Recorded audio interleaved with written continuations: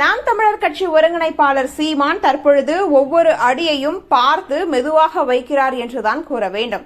தற்பொழுது நடந்து முடிந்துள்ள நாடாளுமன்ற தேர்தலில் வேட்பாளர்களை களம் இறக்கும் பொழுது பார்த்து ஒவ்வொருவரையும் களம் இறக்கினார். அதேபோல தற்பொழுது விக்கிரவாண்டி தொகுதிக்கு இடைத்தேர்தலானது வரவிருக்கிறது. இதில் யாரை நிற்க வைப்பார் என்ற ஒரு பேச்சானது அடிபட்டு வரும் சூழ்நிலையில் குருவின் மகளை நிற்க வைக்கப் போவதாக தகவலானது தற்பொழுது வெளியாகியுள்ளது. அண்ணன் சீமான் அவர்கள் தமிழ் தேசியம் ஒன்றை மட்டுமே இலக்காக கொண்டு செயல்பட்டு வருகிறார் என்பது நம் அனைவருக்குமே தெரிந்த ஒன்றுதான்.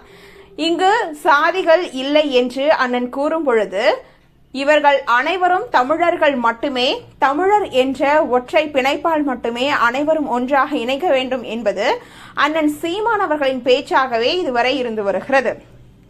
அதற்கு எடுத்துக்காட்டாகவே தற்பொழுது நாடாளுமன்ற தேர்தலிலும் கூட பல வேட்பாளர்களை களமிறக்கினார். அதே போலதான் தற்பொழுது விக்கிரவாண்டி தொகுதியிலும் குருவின் மகளை வேட்பாளராக நிறுத்த வேண்டும் என்ற ஒரு யோசனையில் நாம் தமிழர் கட்சி ஒருங்கிணைப்பாளர் சீமான் இருக்கிறார் என்ற ஒரு தகவல் வெளியானது.